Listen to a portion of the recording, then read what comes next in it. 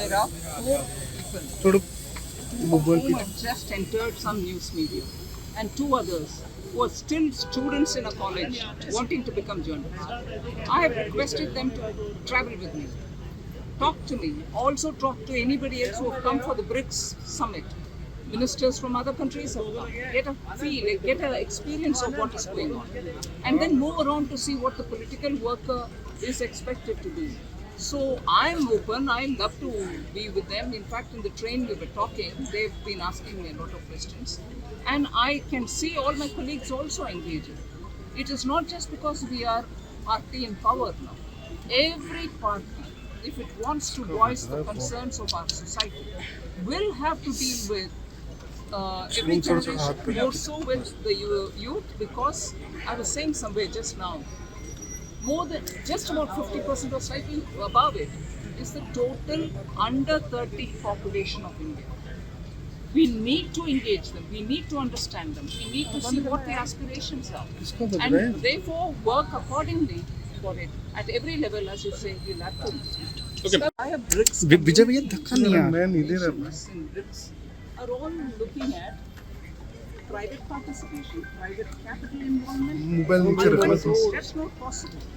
Not just for your infrastructure, but today infrastructure is also getting infused with sustainability.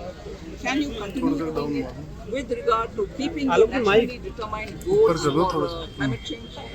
So that is not just for India. Every country in the BRICS is also concerned about it. So when you're looking at it, it's impossible for just the governments to fund. You need private to come in. But on what terms will they come? These are the kind of things which we have had a discussion on. Thank you. But का रवैया रहे, ये नया बात तो नहीं है. आप देख रहे हैं जब वो गुजरात के सीएम थे, उस समय से कितने भी गंदा शब्द है हिंदी का या अंग्रेजी का, उन सबको तो उपयोग ही किया. और उनको देश के एक राज्य के मुख्यमंत्री हो या प्रधानमंत्री हो, चाहे कुछ भी पार्टी हो, उनको सम्मान देना हमारे पूरे भारत देश का नागरिक सबको हमारे कर्तव्य है, जो भी हो उस पद में. कांग्रेस पार्टी को इन सब में भरोसा नहीं है और मान्यता भी नहीं है, इसीलिए हर मौका मिलने पर वो अपमानजनक शब्द को उपयोग करते हुए बात करते हैं, प्रोवोक करना चाहते हैं. उनको ये सब अच्छा लग रहा है, मगर इससे उनका पार्टी का ऑपोजिशन के स्थान में जब बैठ रही है, देश का युवा देख रहे हैं कि ऑपोजिशन में रहते हुए ये कौन लोग हैं भाई, देश के लिए इतना अपमानजनक कर रहे हैं और नुकसान पहुंचा रहे हैं. हाउस नहीं चलाना देश का नुकसान है. मैं सिर्फ पैसा की बात नहीं कर रही, कितने इम्पोर्टेंट इश्यूज है उसके ऊपर बात करना आवश्यक नहीं है. ये क्या तरीका है कांग्रेस पार्टी का रवैया? एक बार नहीं, 2 बार नहीं, तीसरी बार भी चुनाव हारना, पार्लियामेंट का चुनाव हारना उनको अभी तक डाइजेस्ट नहीं हो रहे, मतलब पछताना मुश्किल है उनको. इसीलिए उस फ्रस्ट्रेशन में आकर के ऐसे बिहेव. मैडम आप जयपुर में देश भर में तिरंगा यात्रा चल रही है. जहाँ भी हमारे प्रोग्राम के मुताबिक जाते हैं, घर से तिरंगा यात्रा में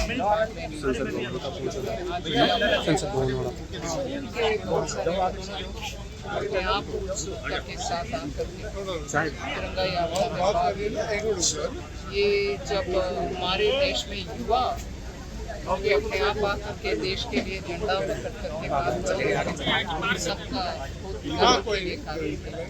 इसको हम सब उत्साह से भाग लेना चाहिए. और हम भी जहाँ भी जाते हैं, अब से लेकर 15 तारीख तक झंडा के साथ इस देश का भविष्य के हमारे देश आज आप मैम ने चाय पी है, आपने चाय पी है आज आपने? इस दुकान के विषय में बहुत सारे लोग हमको बताया कि उधर जा रहे हो, जाकर उधर चाय पी, इसलिए पूरी टीम को भी चाय. तो मैम संसद में को भी, संसद में जिस तरीके से उम्मीद थी मैडम वैसे चला नहीं, विपक्ष का जिस तरीके से रवैया था, क्या कहना चाहेंगे मैम? बार बार वो हमारे संविधान का कॉपी हाथ में रखकर तो घूमते हैं. मगर सचमुच संविधान के ऊपर भरोसा है और आपका संविधान के ऊपर जो बातें आप दूसरे के लिए करते हो वो आप मानते हो तो हाउस चलाना चाहिए था। ठीक है, आपके मांग था और उस मांग को तो होम मिनिस्टर साहब खुद सामने आकर के बोल दिए कि मैं आऊँगा, मैं पूरे उस डिस्कशन में भाग दूंगा और जवाब भी दूंगा। कहने के बाद भी हाउस चला नहीं और इसीलिए मैं मानती हूँ कि संविधान का कॉपी हाथ में रखने में कोई फायदा नहीं।